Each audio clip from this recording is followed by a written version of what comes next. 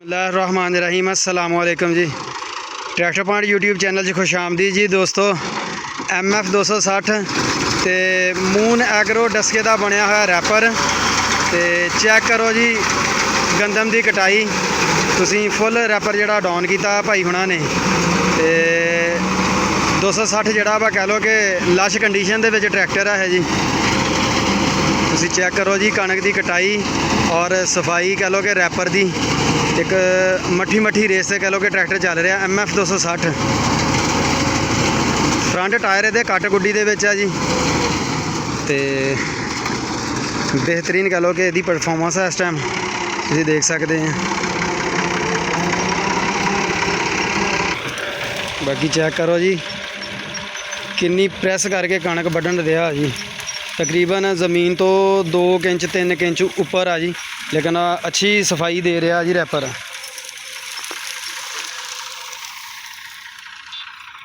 कणक भी माशाल्लाह सुथरी है जी, खड़ी है। और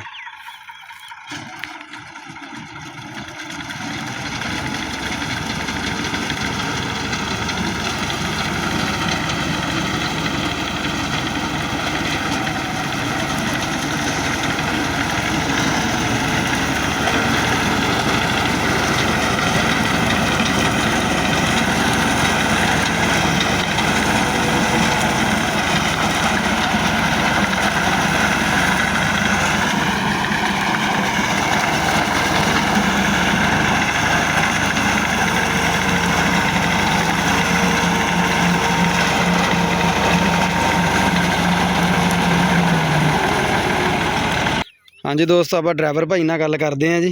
इन्हों कोल ट्रैक्टर किहड़ा मॉडल और रैपर कित्थे दा बनिया और किहड़ा मॉडल है रैपर दा और अजकल की चल रहा किले की कटाई का किराया वगैरह जी। साडे नाल भाई हुणी मौजूद है। अस्सलाम वालेकुम उस्ताद जी।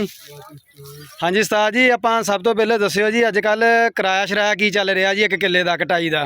2.5 मन लै रहे हैं। अच्छा जी, ठीक हो गया, भरियां पा के देनियां जी। ठीक हो गया। अपने कोल ट्रैक्टर किहड़ा मॉडल आ? 2016 मॉडल और रैपर 19 मॉडल। कित्थे दा बनया होया? गोजरे दा, लेकिन फ्रंट ते लिखिया होया डस्का वा जी। अच्छा, यानी कि तुसी गोजरेओं लिया सका जी। 0 मीटर लिया सका। तो कितना साइज़ है इसका? किन्ने फुट? 6 फुट के 8 फुट का? 8 फुट है जी। ठीक हो गया, बड़ी मेहरबानी, शुक्रिया। और ट्रैक्टर नूं टायर किहड़े आ जी? पैंथर आ कि दूसरे जनरल आ? जनरल दे टायर आ जी, 14 दे टायर आ जी। बहुत शुक्रिया, मेहरबानी जी। तो चलो स्टार्ट करो जी, काम करो तुसी स्टार्ट अपना जी। दोस्तों तुसी देखिए जी,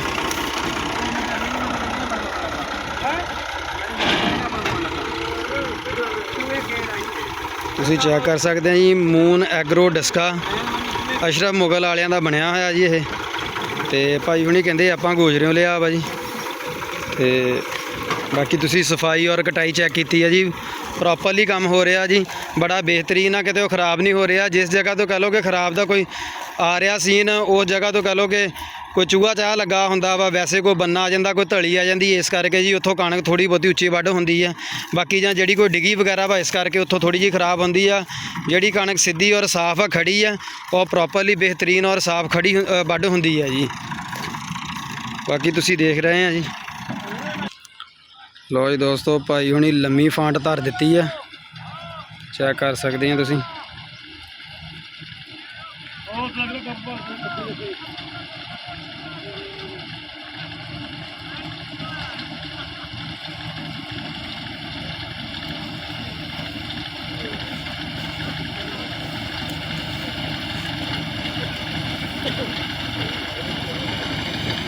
बाकी दोस्तों देखो एक रिदम दे विच चलदा आ रहा और बेहतरीन सफाई दे रहा रैपर जी।